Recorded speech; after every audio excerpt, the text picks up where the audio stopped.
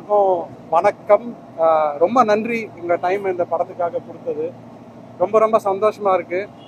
இது என்னோடய ஃபஸ்ட்டு படம். ஸோ இது வந்து ஒரு முக்கியமான மறக்க முடியாத தருணமாக நான் பார்க்குறேன். ரொம்ப சந்தோஷமாக இருக்குது. அநேகமாக என் டீமுக்கும் நான் நன்றி சொல்லிக்கிறேன். இந்த படம் வந்து ஒரு எப்படின்னா ஒரு சொல்லப்படாத பட் சொல்ல வேண்டிய கதையை வந்து ஃபஸ்ட்டு படமாக எடுக்கணும்னு தான் நான் இந்த சப்ஜெக்டை சூஸ் பண்ணேன். ஒரு சாதாரண மக்களோட வாழ்க்கை வந்து ஸ்க்ரீனில் வந்து அவ்வளோவா போர்ட்ரே ஆகிறது இல்லை. ஸோ உண்மையான ஹீரோ யார் அப்படின்றது தான் வந்து இந்த படத்தோட அண்டர்லையிங் தீம். முழுக்க என்னோட ஆக்டர்ஸ், என்னோட டெக்னீஷியன்ஸ், இவங்க சப்போர்ட் இல்லைன்னா படம் இந்த மாதிரி வந்திருக்காது. ஒருத்தரும் இந்த படத்துக்கு மெனக்கிட்டு அவங்க மேஜிக்கை நான் ஆட் பண்ணியிருந்தாங்க நான் நினைக்கிறேன். உங்களுக்கு பிடிச்சிருக்கும்னு நான் நம்புகிறேன். ரொம்ப நன்றி.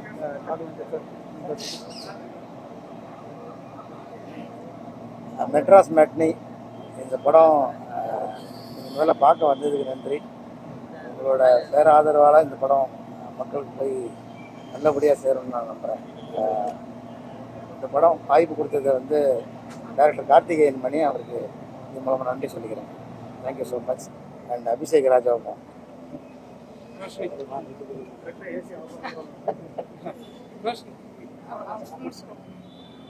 எல்லாருக்கும் வணக்கம். என் பேர் ரோஷினி. நான் இதில் தீபிகான்ற ஒரு கேரக்டர் பண்ணியிருக்கேன். ஸோ இது என்னோட ரொம்ப ஹார்ட்ஃபெல்ட், க்ளோஸ் டு ஹார்ட்டான ஒரு மூவி. ஆக்சுவலாக ரொம்பவே சந்தோஷம் எனக்கு இந்த ஒரு ஆப்பர்ச்சுனிட்டி. ஸோ டேரக்டர் சாருக்கு ரொம்ப நன்றி இந்த ஆப்பர்ச்சுனிட்டி எனக்கு வந்து கொடுத்ததுக்கு. அண்ட் நான் இதை கண்டிப்பாக நான் ஜஸ்டிஃபை பண்ணியிருக்கேன்னு நினைக்கிறேன். கண்டிப்பாக நீங்கள் பார்க்கும்போது இதில் உங்கள் மகளோ இல்லை உங்கள் சிஸ்டராவோ இல்லை உங்கள் கேர்ள் ஃப்ரெண்டாக கூட வந்து உங்களுக்கு ஃபீல் ஆக வாய்ப்பு இருக்குது. ஸோ அதனால உங்களுக்கு கனெக்ட் ஆகிறதுக்கும் வந்து கனெக்ட் ஆகும் நான் வந்து நம்புகிறேன். So Madras matinee June 6th உங்கள் ஃப்ரெண்ட்ஸ் அண்ட் ஃபேமிலியோடு நீங்கள் வந்து பார்க்கலாம். தேங்க்யூ.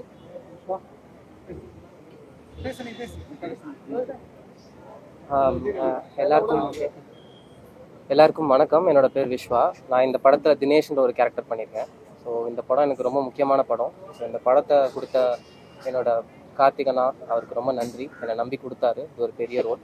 ஸோ கண்டிப்பாக நீங்கள் எல்லோரும் படத்தை பார்த்துருப்பீங்க.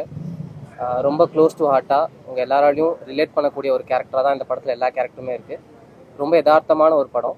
கண்டிப்பாக உங்கள் எல்லாருக்கும் பிடிக்கும் நம்புகிறேன். கண்டிப்பாக ஃபேமிலியோட June 6 தியேட்டருக்கு வந்துடுங்க. ரொம்ப ரொம்ப நன்றி. Namaskaram, good evening. First of all, thank you for the press to come and watch our film. It was such an encouragement. I think all of you might have felt some kind of an emotion or some kind of an attachment with the film's story. And that is what we need to tell everyone, that please come and watch our movie. You will feel that it is your story. Thank you so much.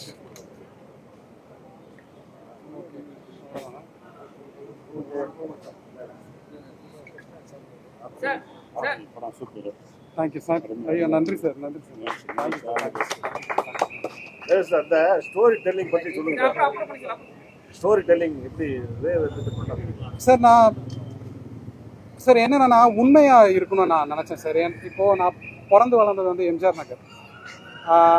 எங்கள் தெருமனையில் ஒரு uncle கடை வச்சுருப்பார். இதே நான் நிறைய இடத்துல சொல்லிட்டேன். என்னென்னா அவர் பார்த்தீங்கன்னா அந்த கடை சைஸ் சின்னதும் ஆகாது பெருசும் ஆகாது.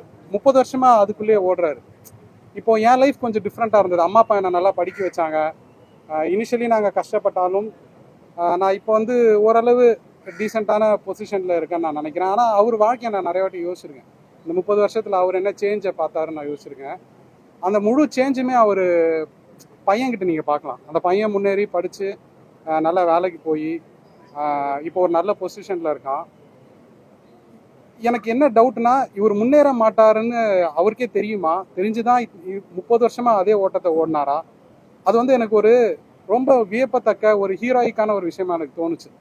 அந்த லைஃப் நம்ம எல்லாருக்குமே அந்த லைஃப் தான். எல்லா அப்பா அம்மாவுமே அதனால தான் நம்ம ஊரில் படிச்சிருங்கன்னு சொல்லிக்கிட்டே இருப்பாங்க.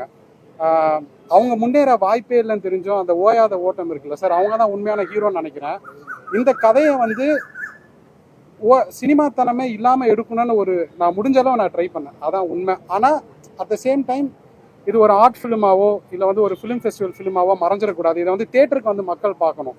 இதை வந்து நான் ப்ரெசென்ட் பண்ணணும். தேட்டரில் தான் இதை பார்க்கணுன்ற ஆசை எனக்கு இருந்தது. ஸோ அதோட முயற்சியாக தான் சார் நான் பார்க்குறேன். ஆனா சத்யராஜ் வந்து ஒரு ஸ்டோரி சொல்லிட்டே இருக்காரு.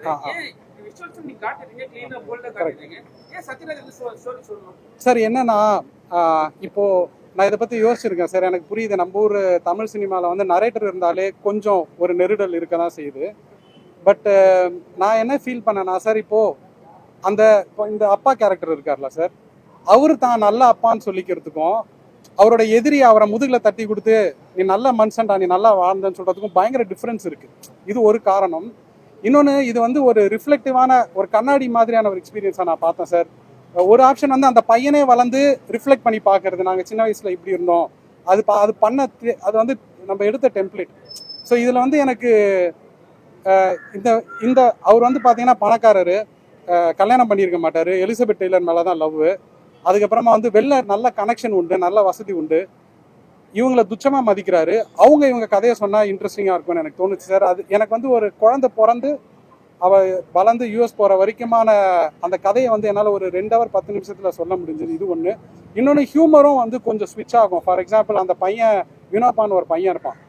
அவன் வந்து எப்படின்னா அவர் சொல்லாரு, அவன் கொஞ்சம் வயலண்ட் தான் அப்படின்னு, பசங்களை அடிப்பான், பெரியவங்களை அடிப்பான், அப்புறம் பூனையை தூக்கி போடுவான். அநேகமாக அங்கே சிரிச்சிருப்பாங்க எல்லாரும். பட் இமீடியட்டாக அவர் சொல்லாரு, இவன் இந்த வயலன்ஸுக்கு காரணம் இவங்க அப்பா தான் அடிக்கிறாரு சார். லைஃப்னு அந்த மாதிரி தான் இருக்கும் நான் நினைக்கிறேன். நம்ம வந்து மேலாப்பில் சிரித்தாலும் பின்னாடி வந்து ஒரு ஆழமான வலி இருக்கலான்றது தான் வந்து இது. ஸோ இதை சீன் பை சீன் எடுத்தால் எனக்கு இன்னும் டைம் தேவை.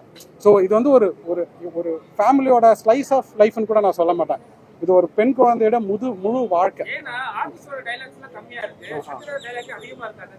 அதான் சார், இதுதான் காரணம். இந்த காரணங்களுக்காக தான் நான். அப்புறம் அந்த பொண்ணு வந்து கல்யாணம் பண்ணிக்கலாம்னு சொல்றீங்களே sir.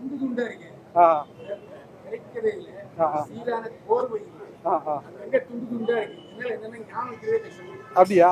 Okay sir, feedback type.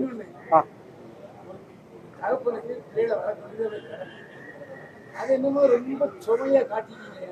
நான் தான் கேட்பேன், எனக்கு தான் 2 பொண்ணுங்க பையன் இருக்காங்க, நான் சுமையா கடந்ததே இல்லையே சார். அவர் எங்கேயுமே சுமையா பார்த்துருக்க மாட்டார் சார். அப்பா சுமையாவே பார்த்துருக்காரு. நீங்க தானே சொல்றீங்க. என்னது? அப்படி இல்லை சார். நான் என்ன சொல்றேன்னா, அவர் வந்து இது வந்து ஸ்கிரீனுக்கு சொல்லப்பட வேண்டிய கதைன்னு நான் நினைக்கிறேன். இது சொல்லாம விடணுன்றது வந்து என்ன ஆகும்னா சார், அப்ப நம்ம எதை பத்தி சார் சொல்றது? அப்போ வந்து கன்னு, புல்லட் இதே சொல்லிட்டு இருக்கணுமா? சொல்லவே காட்சிகள் துண்டா இருக்கு. Okay sir. ஏன்னா மனசுல பதிய வேண்டிய காட்சிகள் கொஞ்சம் நெருடலா இருக்குன்னு சொல்றேன். உங்களோட ஒப்பீனியன் சார், அது அவ்வளவுதான். நான் என்ன ஒத்துக்க முடியாது அதனால. கண்டிப்பா அது உங்களோட ஒப்பீனியன், அவ்வளவுதான்.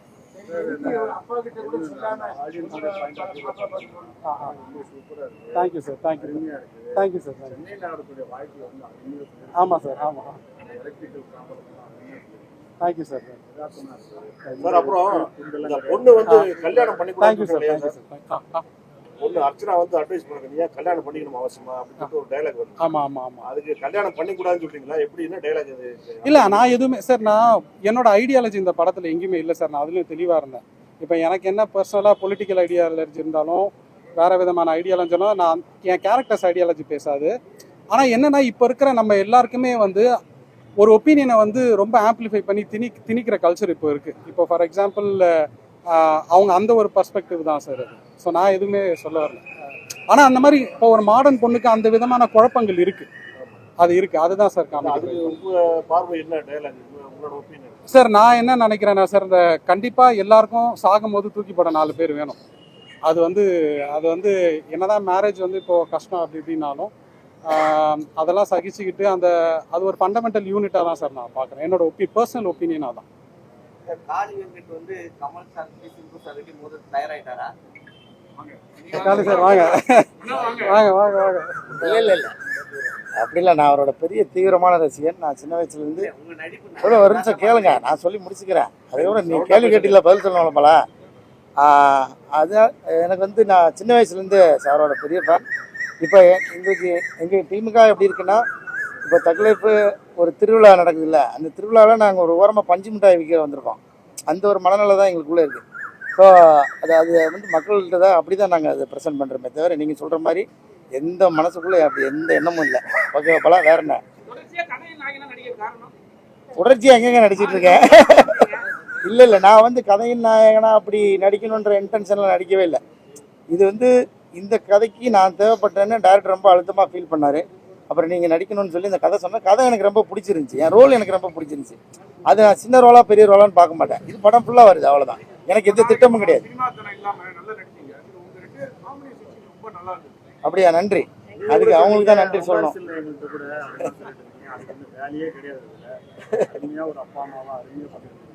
Thank you thank you thank you thank you. Sir பச்சோந்தி பிரேமா கேரக்டர் வந்து யாரை இது பண்ணிருக்கீங்க? இல்ல இல்ல அது சும்மா ஒரு மெர்சல் மெர்சல். காமிக்கலான ஆமாம் அதே இது வந்து இதுலயும் ஆமாம். வளர்ச்சி பண்ணாங்க. ஆட்டம் ஓட்ட பொண்ணு எப்படி இருக்கு? இல்லை நான் அதான் நிறைய இடத்துல ஏன்னா நான் நடித்த ரோலுக்குள்ளேயே என்னை கம்பேர் பண்ணிக்காமல் இருக்கிறதுக்காக நம்ம மெனக்கிடுவேன். ஏன்னா நம்ம இறுதி சுற்றுலையும் ஒரு ஒரு அந்த ஹீரோயின் அப்பாவை நடிச்சிருந்தேன். அப்புறம் வந்து நீங்கள் சொல்கிற மெர்சல்லையும் அப்பாவை நடிச்சிருந்தேன். அநீதியிலையும் அந்த அப்பாவா அந்த ஒரு கதாபாத்திரம் தான். இதுலேயும் அப்பா. அது அப்பான்றது ஒவ்வொரு அப்பாவும் வேறு வேறு அப்பாவாக இருக்குல்ல. அது தனித்தனியாக இருக்கணும்னு நான் முயற்சி பண்ணி அதை பண்ண ட்ரை பண்ணேன். அது இந்த அவுட்புட் வந்திருக்குது. படத்துல எல்லாமே பாசிட்டிவா இருந்தது. ஓகே. EPA மேல என்ன தோணும்? அவரை வச்சு யார் பாதிக்கப்பட்டாங்க? அது டைரக்டர் கேட்க வேண்டிய கேள்வி. சார் ஆக்சுவலி கரெக்டாக அந்த கொஸ்டின் கரெக்டு தான் சார். அந்த பையன் அந்த இடத்துல ஓவர் ரியாக்ட் பண்ணிடும். அவர் ஒன்றும் எப்படி வேணால் ஆர்கியூ பண்ணலாம். அவர் ஒரு அப்ஜெக்டிவாக பார்க்கும்போது அவர் தப்பாக எதுவும் சொல்லியிருக்க மாட்டார். எனக்கு தான்டா கரண்ட் போயிடுச்சு அப்படின்னு சொல்லுவார். அவன் கேட்பான், என் அம்மா பக்கத்தில் நின்னாங்க, அதுக்கு என்ன பதில்னா அவர் சொல்லுவார், அதுக்கு என்ன பட்டா பொட்டுன்னு போயிருக்குன்னுவார். ஸோ அது என்ன சார் அந்த கேரக்டர் என்னன்னா, ஒரு சாதாரண மக்களுக்கு கவர்மெண்ட் ஆஃபீஸில் கிடைக்கிற எம்பத்தி அவ்வளோதான். அவங்க வந்து ரொம்ப நம்ம பர்சனல் ப்ராப்ளமை கேட்டு அதுக்கேற்ற மாதிரி பேசவே மாட்டாங்க. அவங்க வந்து ரொம்ப அப்ஜெக்டிவாக தான் இருப்பாங்க. ஸோ அதோட ஒரு ரெப்ரசன்டேஷனாக தான் சார் நான் பார்க்குறேன். இந்த பையனால் அது ஏற்றுக்க முடியாது. ஏற்கனவே அவனுக்கு பேங்க் மேனேஜர் ஒரு மாதிரி ட்ரீட் பண்ணியிருப்பாரு. அப்பா மேலே இருக்க கோவம், அவன் அங்கே ஆக்சுவலி தேவைக்கு அதிகமாக தான் அவன் ரியாக்ட் பண்ணணும். அதுதான் அந்த கேரக்டரோட இதாக. பச்சோந்தி பிரேமா கேரக்டர் லேடி வராங்க. இங்க தமிழ்நாட்டுல ஒரு லேடி இருக்காங்க. அவங்க இமிட் பண்ற மாதிரி இருக்கு. இல்லை சார் அப்படிலாம் யாருமே இல்லை. இல்லை இல்லை இல்லை இல்லை இல்லை சார். இல்லை இல்லை சார். ஆக்சுவலி ஒரு சின்ன இது சொல்லிடுறேன். அது ஃபர்ஸ்ட் ஒரு பச்சோந்தி சேகர்னு ஒரு ஆம்பளை கேரக்டராக இருந்தது. அது எங்களுக்கு கரெக்டாக கேஸ்ட் அமையல. அப்புறம் கீதா கைலாசம் மேமோட நட்சத்திரம் நகர்கிறது அந்த படத்தில் அவங்க அந்த பையனை கன்வின்ஸ் பண்ணுவாங்கல்ல, அது எனக்கு ரொம்ப பிடிச்சது. அதே அவங்க அந்த கன்வின்ஸ் பண்ணுற அம்மாவே ஒரு பொலிட்டிக்கல் அம்மா தான். அது அந்த ஜாதி கீழ் ஜாதி பொண்ணு உனக்கு வேணான்னு ஒரு அந்த ரூமில் வச்சு அவனை அடைச்சி செஞ்சு விடுவாங்கல்ல, எனக்கு அது ரொம்ப பிடிச்சது. ஸோ நான் அப்படியே அதை ஃபீமேலாக போட்டேன். மற்றபடி எது சார் எது? ஆமாம் இது தேங்க்யூ சார். இல்லை இல்லை அது உண்மையில அந்த திருக்குறள் இருக்குல்ல தீன். ஆமாம் ஆமாம் ஆமாம் அப்படி அந்த கேரக்டரை எப்படி சொல்லியிருக்கோன்னு இமேஜின் பண்ணி சார். வேறு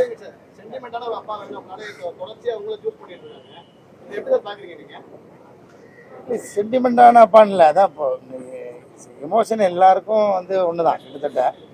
அதில் வந்து நம்ம தொடர்ச்சியாக அப்படின்னு நம்ம சொல்ல முடியாது. அது அந்த கேரக்டர் நம்ம வேணும்னு டிமாண்ட் பண்ணும்போது அந்த டைரக்டர் கூப்பிட்றாங்க, அது பண்ணுறோம். அது நான் பெரும்பாலும் தவிர்த்துறது தான் என்னோடய வேலையாக இருக்குது. அதில் நம்ம தவிர்க்க முடியாமல் நம்ம வந்து நமக்கு ரொம்ப நெருக்கமாக இருக்கும்ல, அந்த கதாபாத்திரம் மட்டும் தான் நான் நடிக்கிறேன். ரொம்ப நன்றி. இது கேட்கும்போது இந்த கிரெடிட்டா நான் பயங்கரமாக அதை எடுத்துக்கிறேன்.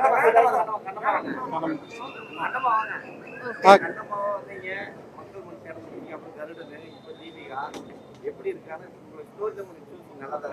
Thank you so much sir. ரொம்ப சந்தோஷமா இருக்கு ஆக்சுவலாக. அங்கேருந்து இங்கே இவ்வளோ தூரம் கொண்டு கைப்பிடிச்சி கூப்பிட்டு வந்தது வந்து கண்டிப்பாக மக்களோட சப்போர்ட் தான்.